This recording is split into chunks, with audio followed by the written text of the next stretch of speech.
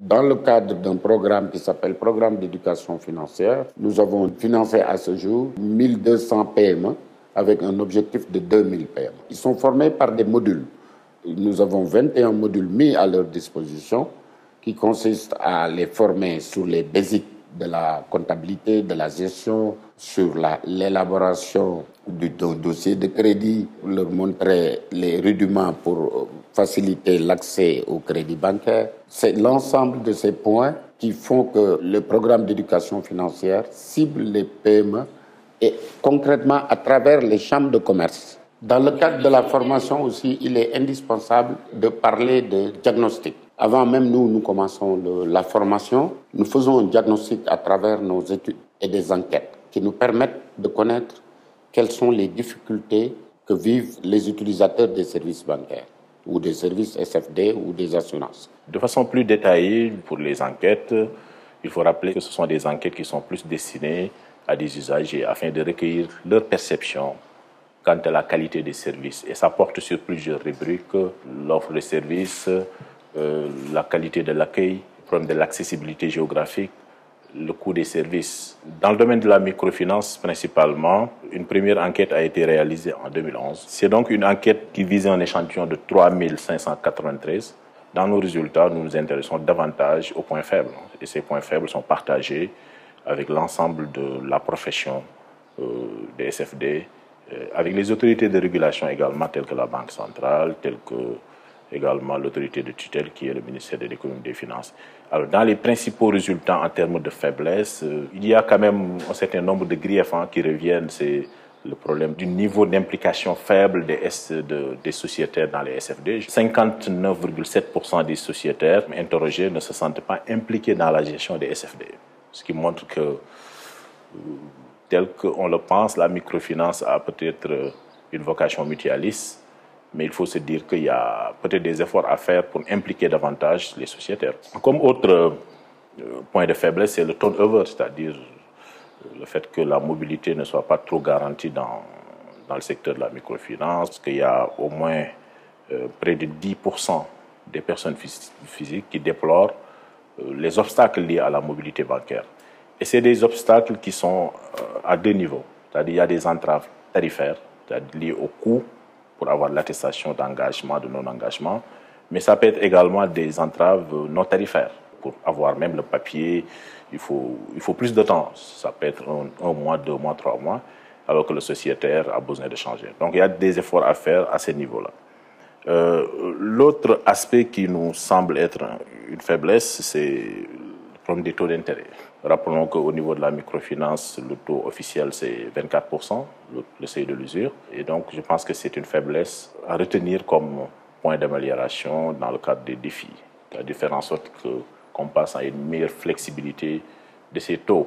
Voilà, l'appréciation globale ne doit pas cacher les disparités d'appréciation sur le niveau des taux. Et en zone rurale, l'appréciation serait peut-être plus différente de ce qu'on aurait vu en zone urbaine. Dans les zones urbaines, les gens ont tendance à avoir une meilleure appréciation sur les taux, alors qu'en zone rurale, c'est tout à fait le contraire. Un autre point qui ressort dans le cadre du traitement des dossiers de médiation, peut-être que je n'ai pas les statistiques très fiables, c'est les méthodes de recouvrement qui sont souvent jugées très vexatoires, c'est-à-dire le fait de pouvoir pousser le client jusqu'à chez lui pour se faire rembourser de l'argent.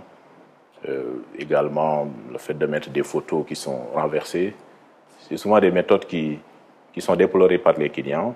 On a relevé également comme autre statistique une mauvaise qualité du suivi de réclamation. C'est 44,8% des sociétaires qui déplorent la mauvaise qualité. Ça veut dire qu'en interne, les SFD soit n'ont pas un dispositif de réclamation, soit le dispositif ne fonctionne pas comme il doit l'être. Le seul recours que donc, le sociétaire peut avoir, c'est de recourir au service de la médiation. Le problème également des garanties qui sont jugées très contraignantes par près de 40% des sociétaires. Des garanties pour des valeurs de crédit qui ne dépassent pas souvent 1 million, 2 millions, et il est fréquent de voir un SFD demander l'hypothèque d'une maison. Vous voyez que c'est un peu contraignant.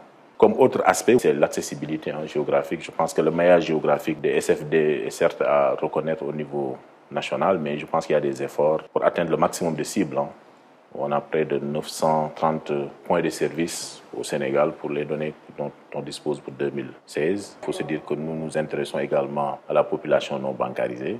Nous avons mené une étude qui portait sur ces populations qui n'ont pas encore accès aux comptes dans les banques, aux comptes dans les SFD, dans les services financiers de la Poste. Et l'enquête a permis un peu de voir les facteurs qui déterminent cette position des gens à ne pas se bancariser. C'est-à-dire, le premier facteur, c'est la sécurité de l'épargne, c'est-à-dire ils pensent que le fait de se bancariser pourrait poser un problème de sécurité de leurs fonds. Le deuxième niveau, c'est le facteur coût. Si j'ouvre un compte, est-ce qu'il n'y aura pas d'agio, il n'y aura pas de frais de tenue de compte, etc. Une dernière enquête porte sur le secteur des banques, les usagers des services bancaires. Un certain nombre d'appréciations négatives qui peut être relevé. C'est le niveau élevé des frais bancaires, déploré par plus de 34% des personnes physiques. Il y a encore des efforts à faire. Il faut rappeler que le cadre légal a évolué puisque depuis le 1er octobre 2014, il y a eu les 19 mesures de gratuité qui ont un peu participé à la promotion des services bancaires de base. Ce n'est pas encore fini puisque au-delà même de ces 19 mesures, il faut aller plus à une rationalisation également d'un certain nombre de coûts. C'est-à-dire, je pense aux frais d'attestation d'engagement et de non-engagement qui constituent encore une fois vraiment des entraves réelles à la mobilité bancaire. Je vous donne un exemple très concret. Le coût moyen pour pouvoir quitter une banque, c'est plus de 150 000 francs CFA. Bien que les frais de fermeture de compte maintenant sont gratuits à la faveur toujours de ces mesures-là. Nous avons relevé une autre récrimination, c'est le coût élevé de la carte bancaire qui est déploré par 61% des usagers des banques. Je sais qu'il y a beaucoup d'efforts qui sont en train d'être faits par les opérateurs de mobile banking à travers le développement des cartes prépayées. Un autre aspect, c'est les difficultés de bénéficier d'un crédit, puisqu'il y a plus de 46% des usagers de la banque qui déplorent quand même les difficultés d'accéder au crédit. Voilà donc en filigrane un peu la cartographie des problèmes pour les enquêtes.